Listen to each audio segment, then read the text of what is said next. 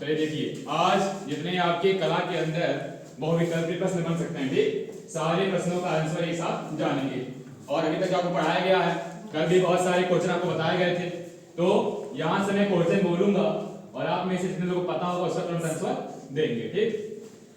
पहला क्वेश्चन है कि वह सरल रेखा जो किसी वृत्त की परिधि पर किसी बिंदु को मात्र स्पर्श करती है, काटती नहीं है, क्या कहलाएगी? इसका सही आंसर स्पर्श रेखा। सभी याद है ना? ठीक। दूसरा है वृत्त की परिधि के जिस बिंदु पर स्पर्श रेखा वृत्त को स्पर्श करती हुई जाती है, वह क्या कहलाएगा? स्पर्श बिंदु। वह अनिश्चित लंबाई की सीधी रेखा जो वृत्त को दो बिंदुओं पर काटती है, क्या कहलाएगी? हाँ, छेदक रेखा। अगर वृत्त को कोई रेखा दो बिंदु पर काटेगी तो छेदक रेखा कहलाएगी। अगला क्वेश्चन है स्पर्श बिंदु से स्पर्श रेखा पर उठाया गया लंब सदैव वृत्त के कहां से होकर जाएगा? हाँ, केंद्र से होकर जाएगा। किसी वृत्त के बाहर दिए हुए बिंदु से वृत्त की कितनी स्पर्श रेखा हम खींच सकते हैं? दो। और किसी वृत्त की परिधि पर बिंदु है तो कितनी स्पर्श रेखा हम खींच सकते हैं? एक। किसी वृत्त की स्पर्श रेखा के स्पर्श बिंदु को वृत्त के केंद्र से मिलाने वाली स्पर्श रेखा के साथ वृत्त की त्रिज्या कितने अंश को बनाती है? 90। क्योंकि पहले हम पढ़ चुके हैं कि वृत्त की स्पर्श रेखा जो होती है उस पे अगर हम त्रिज्या से कोई भी रेखा बनाएंगे तो स्पर्श रेखा क्या होगी? लंब होगी। अच्छा, वृत्त के अंदर परिधि और व्यास का अनुपात कितना होता है? 22/7, जिसे हम किसके नाम जानते हैं? पाई के। ठीक है। और केंद्र से समान दूरी पर चलने वाले किसी बिंदु पथ से घिरी हुई आकृति क्या कहलाती है? वृत्त कहलाती है। अच्छा, तो इसे बताइए, अगर चंद्रमा है, ठीक, और चंद्रमा पृथ्वी का चक्कर लगाता है वृत्ताकार पथ पे, तो जो वृत्ताकार पथ है ये क्या बनाएगा? गोला, मतलब वृत्त का निर्माण करेगा। और जिस वक्र रेखा से वृत्त घिरा होता है, मतलब जो आउटर लाइन है वृत्त की, उसे क्या कहते हैं? परिधि। और जिस बिंदु से किसी वृत्त की रचना होती है उसे क्या कहेंगे? केंद्र बिंदु। वह सरल रेखा जो वृत्त के केंद्र से होकर जाती है तथा उसके दोनों सिरे वृत्त की परिधि पर होते हैं, क्या कहलाएगी? व्यास। वृत्त के केंद्र से परिधि तक की दूरी क्या कहलाएगी? त्रिज्या। वृत्त का वह भाग जो एक चाप और दो अर्ध व्यासों से घिरा होता है क्या कहलाता है? द्वित्रिज। और वृत्त का अर्ध भाग क्या कहलाता है? अर्ध। और वृत्त का चतुर्भाग वृत्तपाद कहलाता है। और परिधि का कोई भाग, ठीक है, जो वृत्त की परिधि है अगर उसमें कोई एक भाग हम लें तो वो भाग क्या कहलाएगा? चाप। और किसी वृत्त में कितने केंद्र हो सकते हैं? एक, क्योंकि एक केंद्र के द्वारा एक वृत्त का निर्माण होता है। अगला बताइए, अगर कोई वृत्त किसी आयत या वर्ग के भुजाओं के अंदर बना है तो उस वृत्त को हम क्या कहेंगे? अंतर्वृत्त। अगर बाहर बना है तो बहिर्गत या परिगत। अगर बताइए, एक वृत्त के अंतर्गत केवल उसी चतुर्भुज की रचना हो सकती है जिसके सम्मुख कोणों का योगफल कितना हो? दो समकोणों के बराबर, यानी कि 180। क्योंकि आपने पढ़ा है कि वृत्त के अंदर जो भी चतुर्भुज बनेगा क्या कहलाएगा? चक्री चतुर्भुज। और चक्री चतुर्भुज के सम्मुख कोण क्या होते हैं? आपस में समपूरक होते हैं। अगला बताइए, किसी भी क्षेत्र की सीमाओं द्वारा जो स्थान घेरा जाता है उसे हम क्या कहते हैं? क्षेत्रफल। त्रिभुज का क्षेत्रफल का सूत्र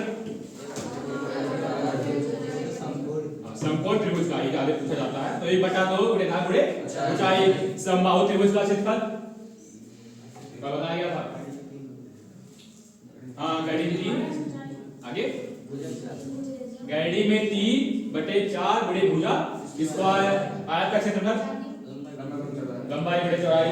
वर्ग का क्षेत्रफल भुजा का स्क्वायर। वर्ग का परिमाप 4 गुणे भुजा। आयत का परिमाप 2 ब्रैकेट में लंबाई प्लस चौड़ाई। वर्ग का क्षेत्रफल ये हो चुका। अच्छा, वृत्त का क्षेत्रफल क्या होता है? पाई आर स्क्वायर। वृत्त का क्षेत्रफल पाई आर स्क्वायर। वृत्त की परिधि 2 पाई और अब समकोण त्रिभुज में हमेशा एक प्रमेय काम करता है। वो कौन सा प्रमेय है? पाइथागोरस प्रमेय। और पाइथागोरस प्रमेय क्या है?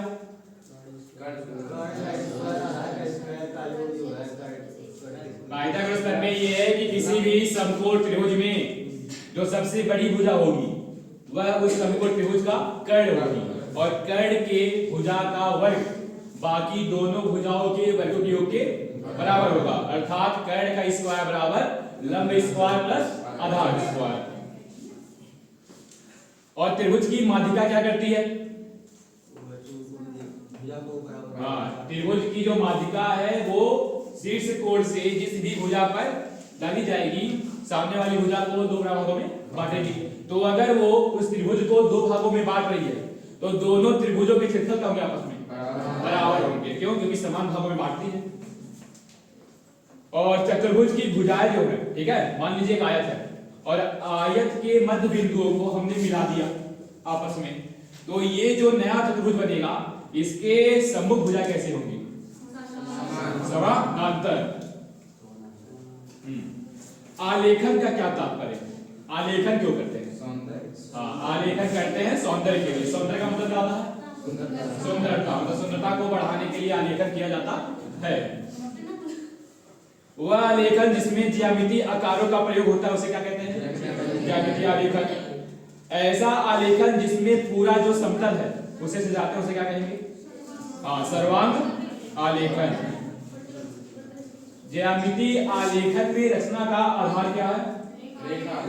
रेखा। अब बताओ तुम बताओ, ज्यामितीय आलेखन में रेखाओं को गहरा करने के लिए कौन सी पेंसिल का प्रयोग करते हैं? 2B पेंसिल का। और ज्यामितीय आलेखन का निर्माण किससे होता है? ज्यामितीय तत्वों से। तुम बताओ अल्पना का जन्म कहाँ हुआ? किस राज्य में? कल बताया गया। हाँ, अल्पना का जन्म कहाँ हुआ था? बंगाल में। और जो आप स्केल यूज करते हैं नॉर्मल वाला, ठीक है, प्लास्टिक का या चाहे लोहा वाला, उसमें जो आपकी माप दी है, ठीक है, वो दो यूनिट में होती है, ठीक। और दोनों यूनिट कौन कौन सी है? एक सेंटीमीटर, दूसरा इंच। और बीकर मापनी में कितने माप होती हैं? 3 माप होती हैं। निरूपक भिन्न में अंश जो होता है वो हर से क्या होगा? बड़ा कि छोटा? छोटा होगा। और निरूपक भिन्न का अंश हमेशा क्या होता है? 1 होता है। बीकर मापनी में कौन से यूनिट होती हैं? 3।